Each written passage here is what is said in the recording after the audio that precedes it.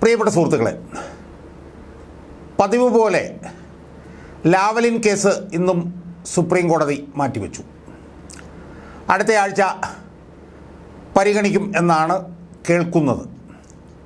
ഏതാണ്ട് 40-ാം തവണയോ മറ്റുമാണ് സുപ്രീം കോടതി പിണറായി വിജയൻ ഉൾപ്പെട്ട ഒരു കേസിൽ പിണറായി വിജയൻ ഉൾപ്പെടെയുള്ള പ്രതികളെ കുറ്റവിമുക്തരാക്കിയ കേരള ഹൈക്കോടതിയുടെ 2017 ഓഗസ്റ്റ് 10 ഈ വിധിക്കെതിരായിട്ടുള്ള അപ്പീൽ മാറ്റിവെക്കുന്നത്.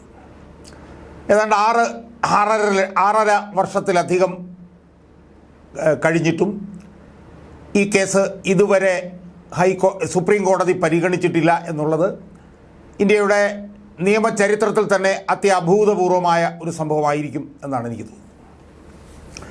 ഞാനിതിനു മുമ്പ് പലതവണ പറഞ്ഞിട്ടുള്ളതുപോലെ ഏതാണ്ട് 40-ഓളം തവണ ബെഞ്ചിൽ വന്ന് മാറ്റിവെച്ചതു കൂടാതെ ഏതാണ്ട് 10-20-ലധികം തവണ രജിസ്ട്രിയിൽ ഡേറ്റ് കാണിക്കുമെങ്കിലും ബെഞ്ചിൽ വരാതെയും മാറ്റിവെക്കുന്ന ഒരു സാഹചര്യം ആണുണ്ടായിരുന്നത്.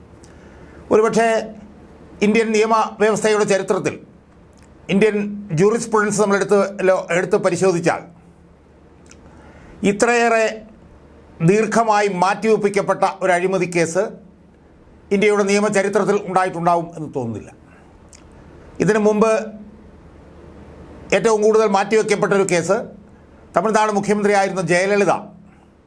ആ ജയലളിത അവരുടെ അനധികൃത സ്വത്ത് സമ്പാദന കേസിൽ വിചാരണ കോടതി അവരെ ശിക്ഷിച്ചതിന് എതിരായിട്ടുള്ള അപ്പീലാണ് സുപ്രീം കോടതി 2.5-3 വർഷക്കാലം മാറ്റിവെച്ചത്. എന്നാൽ ഈ കേസ് 2017 ഒക്ടോബർ 10 മറ്റാണ് സുപ്രീം കോടതിയിൽ CBI അപ്പീൽ സമർപ്പിക്കുന്നത്. എന്തിന്? പിണറായി വിജയൻ ഉൾപ്പെടെയുള്ള 3 പ്രതികളെ കുറ്റവിമുക്തരാക്കിയതിനെതിരെ.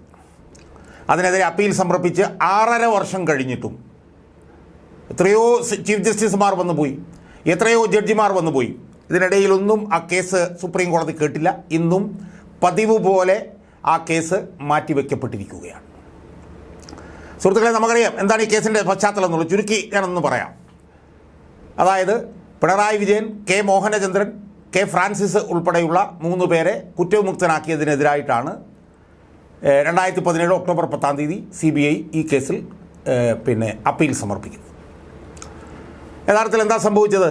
മന്ത്രി, ബന്ധപ്പെട്ട വകുപ്പ് സെക്രട്ടറി, ബന്ധപ്പെട്ട വകുപ്പിലെ അഡീഷണൽ സെക്രട്ടറി, അവരാണ് പിണറായി വിജയനും കെ മോഹനേന്ദ്രനും കെ ഫ്രാൻസിസും. അവരെ 3 പേരെയും കുറ്റവിമുക്തരാക്കുകയും രാജശേഖരൻ നായർ, R ശിവരാജൻ, കസ്തൂരി രംഗയ്യർ എന്ന് പറഞ്ഞ 3 കീഴ് ജീവനക്കാരെ അവർ വിചാരണ നേരിടണമെന്ന് പറയുകയും ചെയ്തതായിരുന്നു വിധി. സ്വാഭാവികമായും അതിൽ ഉയർന്നിട്ടുള്ള നിയമപ്രശ്നം എന്ന് പറയുന്നത് നയപരമായിട്ടുള്ള തീരുമാനം എടുക്കുന്നവരെ കുറ്റവിമുക്തരാക്കിയിട്ട് നയം നടപ്പിലാക്കുന്നവരെ വിചാരണ നേരിടണം എന്ന് പറയുന്നതിൽ യുക്തി എന്താണെന്നുള്ള ഒരു ചെറിയ ലോ പോയിൻ്റാണ് അതിനകത്തുള്ളത്. ആ ലോ പോയിൻ്റ് ചർച്ച പോലും ചെയ്യാതെയാണ് 6.5 വർഷക്കാലമായി ഈ കേസ് മാറ്റിവെച്ചത്. അതിൽ തന്നെ വിചാരണയ്ക്ക് വിധേയനാകേണ്ടിയിരുന്ന കസ്തൂരി രംഗയ്യർ ഈ അടുത്ത കാലത്ത് മരണപ്പെടുകയും ചെയ്തു. സുഹൃത്തുക്കളെ, അതുമായി ബന്ധപ്പെട്ടുകൊണ്ട് സുപ്രധാനമായിട്ടുള്ള ഒരു കാര്യം പറയാൻ വേണ്ടിയിട്ടാണ് ഞാൻ ഈ വീഡിയോയിലൂടെ ശ്രമിക്കാൻ പോകുന്നത്. സുഹൃത്തുക്കളെ, ഞാൻ ഈ വീഡിയോയിലൂടെ പറയാൻ പോകുന്നത് ഈ കേസ് അട്ടിമറിക്കുന്നതിന് വേണ്ടി ഈ കേസിൽ നിന്ന് കുറ്റവിമുക്തനാക്കപ്പെട്ട പ്രതികളിൽ ഒരാളായിട്ടുള്ള പിണറായി വിജയൻ ശ്രമിച്ചു എന്ന വെളിപ്പെടുത്തൽ ഇപ്പോൾ പുറത്തു വന്നിരിക്കുകയാണ്. അപ്പോൾ അതിൻ്റെ അടിസ്ഥാനത്തിൽ ഈ കേസ് അട്ടിമറിക്കാൻ പിണറായി വിജയൻ ശ്രമിച്ചു എന്നത് സുവ്യക്തമായിരിക്കുകയാണ്. ആ വിഷയത്തെക്കുറിച്ച് നിങ്ങളുമായി, എൻ്റെ പ്രേക്ഷകരുമായി സംസാരിക്കാൻ വേണ്ടിയിട്ടാണ് ഞാൻ ഈ വീഡിയോയിലൂടെ ശ്രമിക്കാൻ പോകുന്നത്. യഥാർത്ഥത്തിൽ പിണറായി വിജയൻ ഈ കേസ് അട്ടിമറിക്കാൻ ശ്രമിച്ചു എന്നുള്ള കാര്യം CBI കോടതി അറിയിക്കേണ്ടതാണ്. പക്ഷേ CBI പിണറായി വിജയനെ എങ്ങനെയെങ്കിലും രക്ഷിക്കുക എന്നുള്ള ലക്ഷ്യത്തോടുകൂടി കേസ് മാറ്റിവെച്ചുകൊണ്ടിരിക്കുമ്പോൾ അത് CBIക്ക് കോടതി അറിയിക്കാൻ അവർക്ക് താല്പര്യം ഉണ്ടാവില്ല എന്നുള്ളത് ഉറപ്പാണല്ലോ. അപ്പോൾ പിന്നെ ചെയ്യേണ്ടത് എന്താണ്? ഈ കേസിൽ ഒരു ഇംപ്ലീഡിംഗ് പെറ്റീഷൻ കൊടുത്തിരിക്കുന്ന, ഈ കേസിൽ ഇടപെടൽ നടത്താൻ വേണ്ടിയിട്ടുള്ള അപേക്ഷ നൽകിയിരിക്കുന്ന VM സുധീരൻ അടിയന്തരമായി ഈ കാര്യം സുപ്രീം കോടതിയുടെ ശ്രദ്ധയിൽപ്പെടുത്തേണ്ടതാണ് എന്നാണ് എനിക്ക് സൂചിപ്പിക്കുന്നത്. സുഹൃത്തുക്കളെ, ഈ കേസിൽ പിണറായി വിജയനുമായി ബന്ധപ്പെട്ട് ചില വെളിപ്പെടുത്തലുകൾ ദല്ലാൽ നന്ദകുമാർ ഏതാനും ദിവസങ്ങൾക്ക് മുമ്പ് നടത്തിയിരുന്നു. അദ്ദേഹം എന്താ പറഞ്ഞത്? അദ്ദേഹം പറഞ്ഞത് BJPയുടെ സമുന്നത നേതാവായിട്ടുള്ള പ്രകാശ് ജാവ്ദേക്കറും ജയരാജനും ദല്ലാൽ നന്ദകുമാറും ചേർന്ന് നടത്തിയിട്ടുള്ള ചർച്ചകളിൽ ഏറ്റവും പ്രധാനമായി ഉയർന്നു വന്ന ഒരു നിബന്ധന എന്ന് പറയുന്നത് തൃശ്ശൂർ ഒരു സീറ്റ് ജയിക്കാൻ സഹായിച്ചാൽ ലാവ്ലിൻ കേസിൽ നിന്ന് CBI പിന്മാറും എന്നുള്ളതായിരുന്നു എന്നാണ് നന്ദകുമാർ വെളിപ്പെടുത്തിയത്. അത് അവരുടെ 3 പേരുടെയും ഉള്ള ചർച്ചയിലെ കണ്ടീഷൻ, ഒന്നാമത്തെ കണ്ടീഷനായിരുന്നു എന്നാണ് ദല്ലാൽ നന്ദകുമാർ വ്യക്തമാക്കിയത്. അവിടെ പ്രകാശ് ജാവ്ദേക്കർ വന്നിട്ട് പറഞ്ഞു, എന്താ ഒരു സീറ്റ് തരാൻ നിങ്ങൾ തയ്യാറായാൽ ഈ കേസിൽ നിന്ന് CBI പിന്മാറും എന്നാണ് പ്രകാശ് ജാവ്ദേക്കർ പറഞ്ഞത്. ഇതുവരെ നമ്മൾ കേട്ടിരുന്ന എന്താണ്, CBI നീട്ടിവെച്ച് പിണറായി വിജയനെ രക്ഷപ്പെടുത്താൻ പോകുന്നു. അങ്ങനെയല്ല. തൃശ്ശൂരിൽ ഒരു സീറ്റ് കിട്ടിയാൽ solicitor general Tushar Mehta supreme കോടതിയിൽ ഹാജരായി ഈ കേസിൽ നിന്ന് ഞങ്ങൾ പിന്മാറുകയാണ് എന്ന് പറയും എന്ന് ജാവ്ദേക്കർ പറഞ്ഞു എന്നാണ് ദല്ലാൽ നന്ദകുമാർ പറഞ്ഞത്. തുഷാർ മേത്ത ഈ കേസിൽ സുപ്രീം കോടതിയിൽ ഹാജരായിട്ട് ഈ കേസ് കാലഹരണപ്പെട്ടു, പ്രതികൾ സാക്ഷികളൊക്കെ മരിച്ചുപോയി, അതുകൊണ്ട് ഞങ്ങൾ ഈ കേസ് അവസാനിപ്പിക്കുകയാണ് എന്ന് പറയുമെന്നും മഹാരാഷ്ട്രയിൽ നിന്നുള്ള കേന്ദ്രമന്ത്രിയായിട്ടുള്ള പ്രഫുൽ പട്ടേലിൻ്റെ ഇതുപോലൊരു അഴിമതി കേസ് CBI സുപ്രീം കോടതിയിൽ അവസാനിപ്പിച്ചത് ഇതിൻ്റെ ഉദാഹരണമാണെന്നും ജാവ്ദേക്കർ പറഞ്ഞതായി ദല്ലാൽ നന്ദകുമാർ മാധ്യമങ്ങളോട് വെളിപ്പെടുത്തുകയുണ്ടായി. അതുമായി ബന്ധപ്പെട്ടുകൊണ്ട് പിന്നീട് ദല്ലാൽ നന്ദകുമാർ നടത്തിയ ഒരു പത്രസമ്മേളനത്തിൽ അദ്ദേഹം നടത്തിയ ഞെട്ടിക്കുന്ന വെളിപ്പെടുത്തലിൽ നിന്നാണ് ശ്രീമാൻ പിണറായി വിജയൻ, കേരള മുഖ്യമന്ത്രി പിണറായി വിജയൻ ലാവ്ലിൻ കേസ് അട്ടിമറിക്കാൻ വേണ്ടി നേരിട്ട് ഇടപെട്ടു എന്നുള്ളതിൻ്റെ കൃത്യമായിട്ടുള്ള തെളിവുകൾ പുറത്തു വരുന്നത്. അതെന്താണ് എന്ന് നമുക്ക് നോക്കാം. ഒരു ചോദ്യത്തിന് മറുപടിയായി ദല്ലാൽ നന്ദകുമാർ പറഞ്ഞത് 2016 നിയമസഭാ തെരഞ്ഞെടുപ്പിന് തൊട്ടുമുമ്പ് പിണറായി വിജയൻ്റെ നേതൃത്വത്തിൽ നവകേരള യാത്ര എന്ന് പറഞ്ഞൊരു യാത്ര നടത്തിയിരുന്നു. അത് എനിക്ക് തോന്നുന്നത് 2016 ജനുവരിയിലും ഫെബ്രുവരിയിലും മറ്റുമായിരുന്നു. ആ യാത്ര ഏതാണ്ട് കോട്ടയത്ത് വന്ന സമയത്ത് അന്ന് UDF ആണ് അധികാരത്തിലിരുന്നത്. UDFിൻ്റെ ഡയറക്ടർ ജനറൽ ഓഫ് പ്രോസിക്യൂഷൻ ആയിരുന്ന അസഫ് അലി ആഭ്യന്തര സെക്രട്ടറിക്ക് വേണ്ടി ഹൈക്കോടതിയിൽ ഒരു ഹർജി സമർപ്പിച്ചു. ആ ഹർജി എന്തായിരുന്നു ചോദിച്ചാൽ, ഈ ലാവ്ലിൻ കേസ് ഏർലി ഹിയറിംഗ് നടത്തണം. അതിങ്ങനെ നീണ്ടു പോവുകയായിരുന്നു. 2014 ഹൈക്കോടതിയിൽ അപ്പീൽ വന്നത്. ആ അപ്പീലിനെതിരായിട്ടുള്ള ഹർജി ഇങ്ങനെ നീണ്ടു പോവുകയായിരുന്നു. അതുകൊണ്ട് ആ കേസ് ഏർലി ഹിയറിംഗ് നടത്തണം എന്ന് ആസഫ് അലി അല്ലെങ്കിൽ ആഭ്യന്തരമന്ത്രി ആഭ്യന്തര സെക്രട്ടറിക്ക് വേണ്ടി അസഫ് അലി ഹൈക്കോടതിയിൽ ഒരു കേസ് മൂവ് ചെയ്തു, ഒരു ഹർജി ഫയൽ ചെയ്തു. ആ ഹർജി ഫയൽ ചെയ്തതോടുകൂടി പിണറായി വിജയൻ ഭയപ്പെട്ടു എന്നാണ് ദല്ലാൽ നന്ദകുമാർ പത്രസമ്മേളനത്തിൽ പറഞ്ഞത്. ഭയപ്പെട്ട പിണറായി വിജയൻ ദല്ലാൽ നന്ദകുമാറിനെ ഫോണിൽ വിളിച്ചു എന്നാണ് അദ്ദേഹം പറഞ്ഞത്. ഫോണിൽ വിളിച്ചിട്ട് എന്ത് ചെയ്യാൻ കഴിയും, കാരണം അത് P. ഉബൈദിൻ്റെ ബെഞ്ചാണ് കേൾക്കാനിരുന്നത്. അപ്പോൾ ഈ കേസ് ഇങ്ങനെ വന്നിരിക്കുകയാണല്ലോ, ഇതിനകത്ത് കേസ്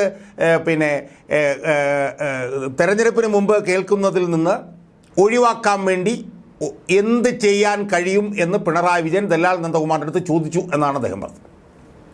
അപ്പോൾ ദല്ലാൽ നന്ദകുമാർ നൽകിയ മറുപടി KV സോഹൻ എന്ന് പറയുന്ന, അദ്ദേഹം പിന്നീട് സ്റ്റേറ്റ് അറ്റോർണിയൊക്കെ ആയി, പിണറായി വിജയൻ്റെ കാലത്ത് സ്റ്റേറ്റ് അറ്റോർണിയൊക്കെ ആയിരുന്ന KV സോഹൻ മുഖാന്തരം 7ാം പ്രതിയായിരുന്ന K. ഫ്രാൻസിസ്, ആ K. ഫ്രാൻസിൻ്റെ പിന്നീട് കോടതി കുറ്റമുക്തനായി, അന്ന് 7ാം പ്രതിയായിരുന്ന K. ഫ്രാൻസിസ് വഴി ഈ കേസ് ഉബൈദ് എന്ന് പറയുന്ന ജസ്റ്റിസ് കേൾക്കാൻ പാടില്ല എന്ന് പറഞ്ഞൊരു അവോയ്ഡ് ചെയ്യണം എന്ന് പറഞ്ഞൊരു ഹർജി മൂവ് ചെയ്യണം എന്നാണ് ദല്ലാൽ നന്ദകുമാർ പിണറായി വിജയന് കൊടുത്ത ഉപദേശം. എന്നിട്ട് ദല്ലാൽ നന്ദകുമാർ പറഞ്ഞത്, മാധ്യമങ്ങളോട് പറഞ്ഞത്, തൻ്റെ ഉപദേശപ്രകാരം പിണറായി വിജയൻ KV സോഹൻ വഴി K. ഫ്രാൻസിസിനെ കൊണ്ട് ഈ കേസിൽ നിന്ന് ജസ്റ്റിസ് P. ഉബൈദ് പിന്മാറണം എന്ന് പറഞ്ഞൊരു ഹർജി ഫയൽ ചെയ്തുവെന്നും തൻ്റെ ഉപദേശപ്രകാരം, അതായത് ദല്ലാൽ നന്ദകുമാറിൻ്റെ ഉപദേശം. എന്നാൽ ജസ്റ്റിസ് P. ഉബൈദ് ആ കേസ് കേൾക്കുന്നതിൽ നിന്ന് പിന്മാറിയില്ല എങ്കിലും ആ കേസ് പിന്നീട് തെരഞ്ഞെടുപ്പ് കഴിഞ്ഞ് കേൾക്കാൻ വേണ്ടി മാറ്റിവെച്ചു എന്നുമാണ് ദല്ലാൽ നന്ദകുമാർ പറയുന്നത്. തെരഞ്ഞെടുപ്പ് കഴിഞ്ഞ് അദ്ദേഹം ആ കേസ് കേട്ടു. 2017 ഓഗസ്റ്റ് 27 മറ്റോ ആ കേസിൽ പിണറായി വിജയനെ പിന്നീട് P. ഉബൈദ് കുറ്റമുക്തനാക്കുകയും ചെയ്തു. പക്ഷേ തനിക്കെതിരായി ആ കേസ് ഹൈക്കോടതിയിൽ വന്നപ്പോൾ ആ കേസിൽ നിന്ന് അന്ന് ആ കേസ് കേൾക്കാനിരുന്ന ജഡ്ജിയായിട്ടുള്ള P. ഉബൈദ് പിന്മാറണം എന്നുള്ള ഹർജി ദല്ലാൽ നന്ദകുമാറിൻ്റെ ഉപദേശപ്രകാരം പിണറായി വിജയൻ K. ഫ്രാൻസിസിനെ ഉപയോഗിച്ചുകൊണ്ട് കേരള ഹൈക്കോടതിയിൽ ആ ഹർജി സമർപ്പിച്ചു എന്നുള്ള ഞെട്ടിക്കുന്ന വിവരമാണ് ദല്ലാൽ നന്ദകുമാർ മാധ്യമങ്ങളോട് പറഞ്ഞിട്ടുള്ളത്. ഇതിനെന്താണ് തെളിവ് എന്ന് ദല്ലാൽ നന്ദകുമാറിനോട് മാധ്യമപ്രവർത്തകൻ ചോദിച്ചപ്പോൾ അതും വലിയൊരു വെളിപ്പെടുത്തലാണ്. അത് ഞാൻ നേരത്തെ ഒരു വീഡിയോയിൽ സൂചിപ്പിച്ചിരുന്നു. അതെന്താണെന്ന് ചോദിച്ചാൽ, കൽക്കട്ട പാർട്ടി ഓഫീസിൽ ജോലി ചെയ്യുന്ന ഗോപി എന്ന് പറഞ്ഞ ഒരാളുടെ പേരിൽ എടുത്തൊരു വ്യാജ സിം കാർഡിൽ നിന്നാണ് പിണറായി വിജയൻ തന്നെ വിളിച്ചത് എന്നും ദല്ലാൽ നന്ദകുമാർ പറഞ്ഞു. അപ്പോൾ ദല്ലാൽ നന്ദകുമാറിന് ഇങ്ങനെ സാധാരണ പിണറായി വിജയനിൽ നിന്ന് വരുന്ന ഒരു ഫോണുണ്ട്. അത് ആദ്യം ആ നമ്പറൊക്കെ തന്നെ ദല്ലാൽ നന്ദകുമാർ പറയുകയാണ്. ആദ്യത്തെ BSNL ഒരു ഫോൺ ഉണ്ട്.